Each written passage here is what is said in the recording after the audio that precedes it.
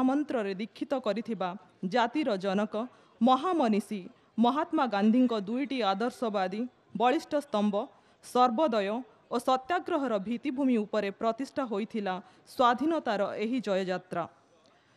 British उपनिवेशवादी शासनर अन्याय अत्याचार विरुद्ध रे प्रतिवादर स्वर उत्तोलन पाई 1885 मसीहारे तत्कालीन शिक्षित प्रगतिशील युवशक्ति प्रचेष्टारे प्रतिष्ठित हुए भारतीय जातीय कांग्रेस। परवर्ती समय नरमपंथी और चरमपंथी गोष्ठी रे विभाजित भारत मातार सुयोग्य संतान पराधीनतार श्रृंखल को छिन्न करने को संग्रामी मार्ग को बाछि नियंती। चलापथ भिन्न किंतु लक्ष्य थिला एक।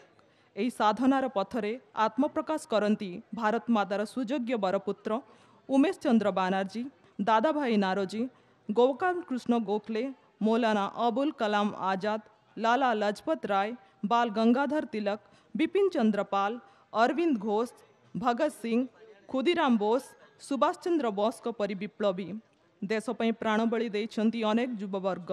सेमानंक मध्यरे शहीद भगत सिंह, चंद्रशेखर आजाद प्रमुख चिर अमर हो रही जाइछन्ति। अगणित वीर विप्लवी प्रसिद्ध राष्ट्रनीतिज्ञ भारतर कोटि कोटि जनसाधारण निष्ठा संग्राम महात्मा अहिंसा नीति उपरे आधारित स्वाधीनता संग्राम रे हासिल होई पारिथिला भारतर स्वाधीनता। दीर्घ 300 वर्ष पराधीनतार श्रृंखलरू मुक्त होइथिले भारत माता, मुक्त होइथिला भारतर कोटि कोटि जनतांक मौलिक अधिकार।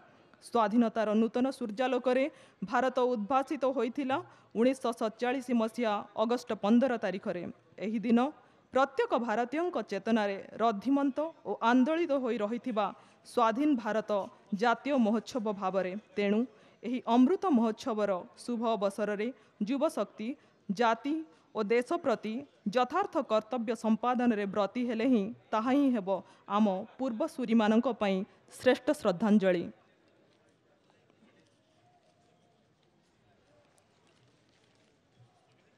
स्वाधीनतार परवर्ती समय रे पराधीनतार कषण सांगकू प्रकृतिर दाऊ ओडिशार मेरुदंड को दोहलाई देइथिला। दुर्बल ओडियार प्राणरे किंतु मातृभूमि को स्वाधीन करने लगी दुर्बार शक्ति संचारित हेउथिला।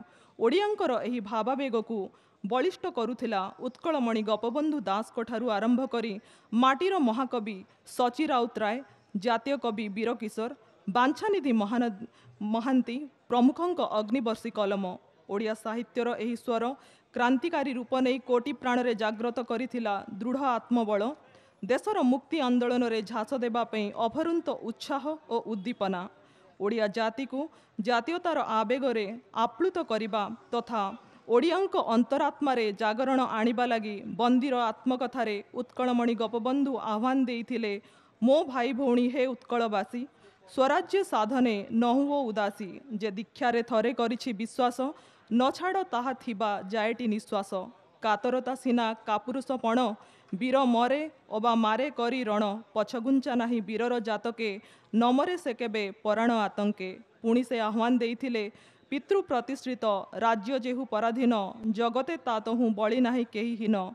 विदेशी शासनर शोषण कषण को प्रतिरोध करी से लिखिथिले स्वाधीनता मानवर जन्म अधिकार, स्वाधीन भाषण आ स्वाधीन बिहार। उत्कल गौरव मधुसूदन दास मध्य उत्कल संतान को आह्वान देइथिले, जाति प्रेम बन्ही प्रज्वलित कर, स्वार्थ को दियो आहुति, स्वार्थ मेध यज्ञे चारिआडे नाच, छाती को मिसाई छाती। नीलकंठपुर गुलिकांडरे शहीद होइथिले 12 वर्षर बालुत बाजी राउत। से हेले देशर सर्वकनिष्ठ शहीद। घटना परदिन 1938 मसीहा अक्टोबर 12 तारिख रे बाजी राउतंक समेत देशपाई प्राणबली देइथिबा 7 जण वीरंक मरशरी